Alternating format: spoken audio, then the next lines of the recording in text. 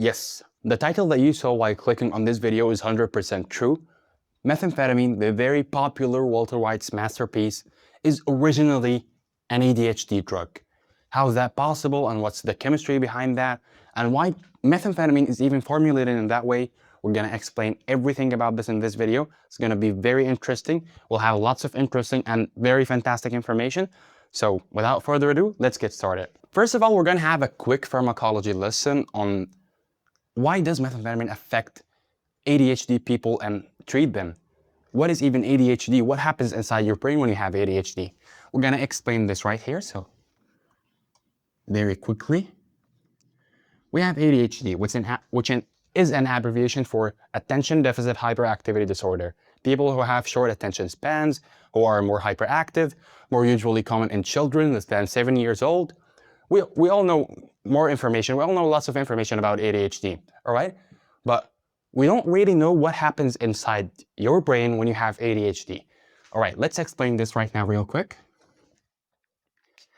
When you have ADHD, you basically have low content. Let's write this in blue. You have low CNS content, and by CNS I mean central nervous system, of some neurotransmitters. Dopamine, like dopamine, you have low dopamine. You have noradrenaline, or it's even referred to as norepinephrine. Or you have low serotonin, all right? And these all are neurotransmitters. If you're asking me, what the heck are neurotransmitters? I'm gonna explain this to you right now. Neurotransmitters are some form of chemicals that travel from one neuron to another neuron in your nervous system. Why? To make the nerve impulse travel from one neuron to another. Nerve impulses, if you don't know, are the main trigger of every single voluntary movements that you do. Like when you want to punch someone, when you want to run, when you want to walk. This is all triggered by nerve impulses travels from one neuron to another neuron inside your body, exhibiting at last the effect that you want to do, the voluntary effect that you want to do. So these nerve impulses are important to travel. What makes them travel from one neuron to another is the release of these red dots. You know, these red dots are the ones that are resembling neurotransmitters, all right, inside this synaptic vesicle. If you don't know what's the synaptic vesicle, basically, let's use another color. No, this is not working. This is totally screwed. This area, which is found between one neuron and another, is called a synapse. Or by other words, synaptic cleft. Synaptic cleft. All right, so in this neuron, we have a nerve impulse traveling here. When it gets here, we have neurotransmitters, these neurotransmitters. I'm actually explaining right now what's happening in the healthy human body first.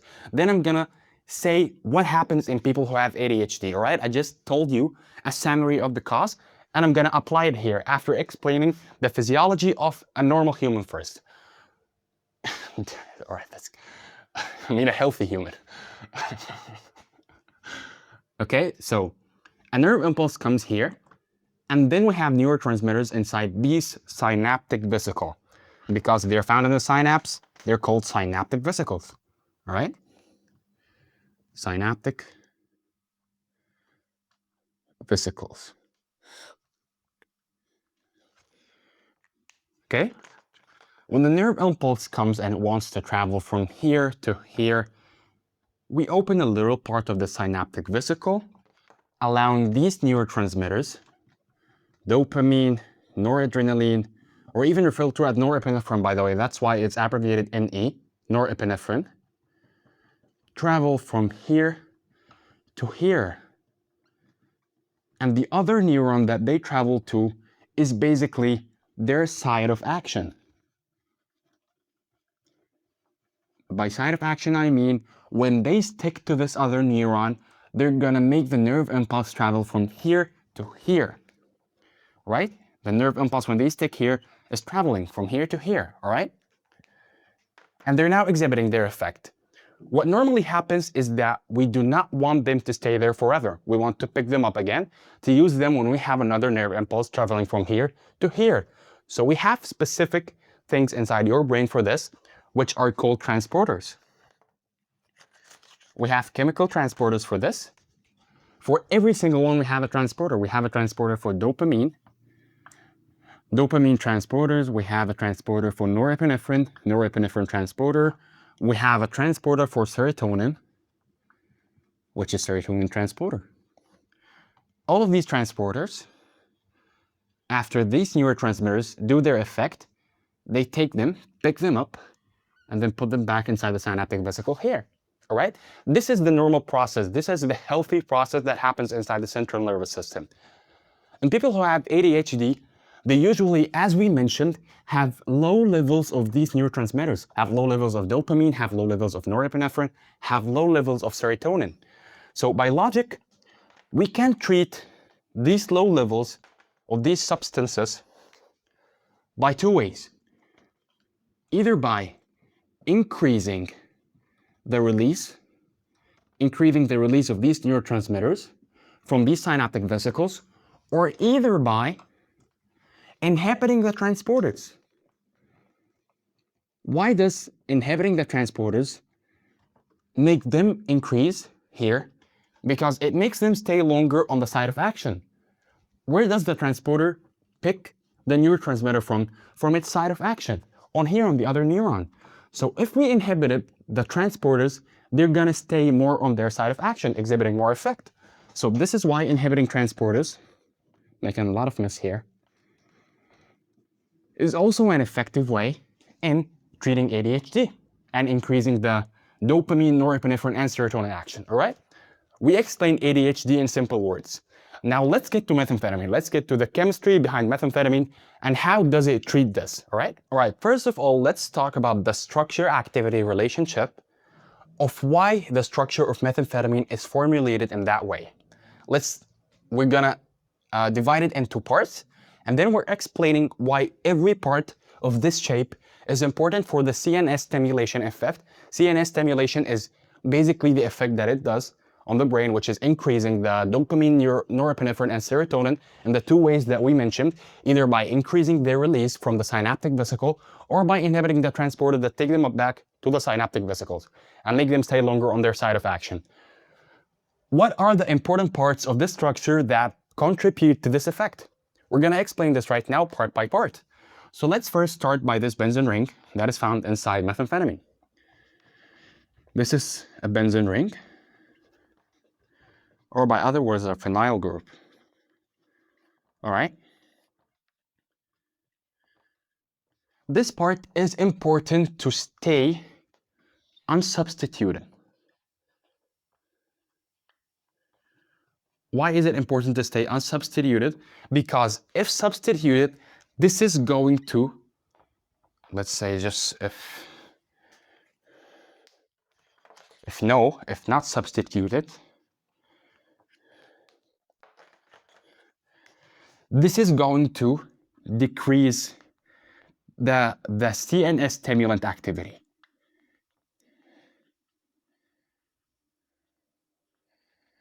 This is going to decrease its effect on the CNS stimulation.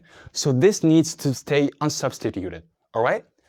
And also, the benzene ring has an important role on the transporters, on the reaction of transporters and inhibiting them.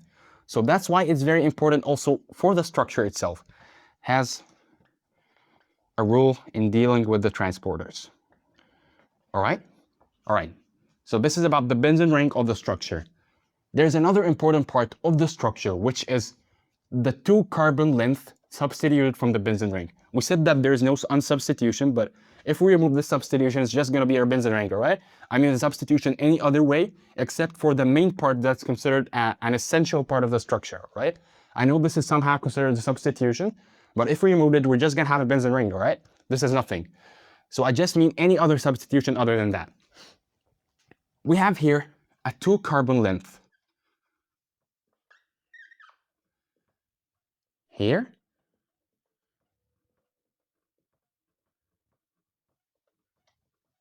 If you added another 3rd carbon, or made it 4, or make it even 1 carbon, not 2 carbon on the main chain that's attached to the nitrogen, it's not going to have any CNS stimulant activity. It's going to decrease its CNS stimulant activity as well. So it needs to be 2 carbon length. All right? It needs to be this 2 carbons length. What about this methyl group that's found here? We need this methyl group very much because this methyl group inhibits metabolism, I forgot how to write. I hope that's written, right? Inhibits metabolism. Okay? And by inhibiting metabolism, I mean that this part of the structure contributes to methamphetamine not being broken down directly when it gets to the liver and gets to the systemic circulation, you know? It inhibits it from being broken down. It makes its metabolism hard, all right?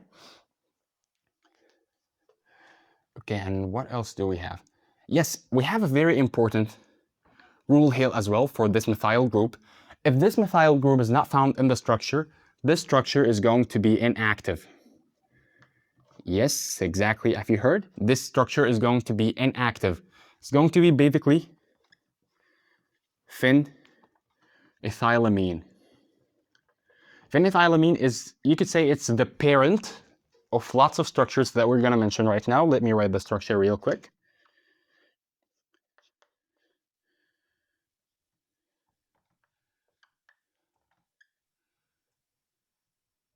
This is phenethylamine. This is inactive because it doesn't have the methyl group that's found here. This structure does not have any form of CNS stimulation, right? So this part is very essential, this methyl group. It has to be there on the methamphetamine because if it's not there, you're not going to have any CNS stimulation activity at all right? This part that's attached to the nitrogen is also very important for CNS penetration because it's lipophilic. And if you're asking me why lipophilic substances have more CNS penetration capability, I'm gonna tell you, I explained this a lot in my previous pharmacology videos. The cell membranes of our bodies, the cells that are found in every part of our body are made of cell membranes that are formed of phosphobilipid layer. Lipids, which means lipophilic. Basically, I mean fat, but lipid. Not scientifically true, but just to make it more clear. So methyl groups are more lipophilic. So if you add more groups that are lipophilic inside your structure, this is gonna ease the CNS penetration. And this is what it does basically, all right? We talked about nearly every single part that makes methamphetamine formulated in that way. That makes every single part of its formulation important for its CNS stimulant activity. The CNS stimulant activity that makes it abused in the first place, all right? People abuse it for its CNS stimulant activity. It's a stimulant, all right? Can we change any part of this structure of methamphetamine to make it have a different effect? Yes. Yes, actually, I have a very interesting quote that says, methamphetamine is literally just one step away from becoming a weight loss drug. What? A weight loss drug? Yes. Methamphetamine literally just few modifications away on this structure, away from being an appetite drug. Something that decreases your appetite and makes you eat less. That's it. And actually, it's found in the market on lots of drugs that I'm gonna mention that are appetite loss drugs, just some modifications happening to the structure of methamphetamine, and it makes it an appetite loss drug. Why? Because appetite loss basically works in the same mechanism that methamphetamine does.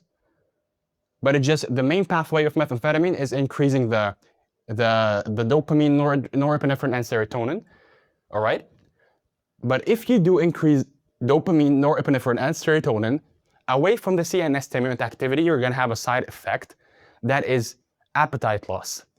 So the modifications that happen just decrease the CNS stimulant activity of methamphetamine and boosts the appetite loss effect because they both work in the same mechanism. Some modifications that could happen on this structure to make it an appetite loss drug. Wow, got tired. is we could add a substitution here, trifluoromethyl. Kenji, you just said that any substitution here would decrease the CNS stimulant activity, as you mentioned here. The CNS stimulant activity would decrease, yes, and that's exactly what we want. We're making an appetite loss drug now. We want to decrease this pathway as possible to boost the appetite loss drug, the appetite loss effect, I'm sorry. So we made the substitution here, all right? This is a trifluoromethyl. Another substitution that we could make, which is in the same structure actually, would be put in here an ethyl group instead of methyl, all right? It has a CNS penetration activity still as well, because we need the CNS penetration if we do want to work on the appetite loss mechanism. Still has all of that. So we have a structure right now, this exact structure is called fenfluramine. Its market name is found under Fintepla in the market, which is an appetite loss drug. You could take this actually, if it's prescribed for you by a doctor with a diagnosis, you can take this for weight loss, which is basically methamphetamine with such little modifications, all right?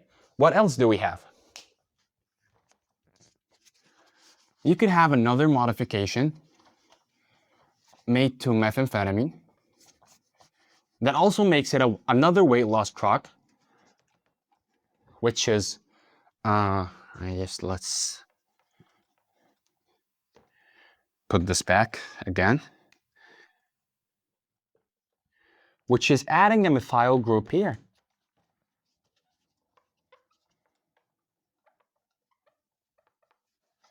Makes it 2 methyl groups.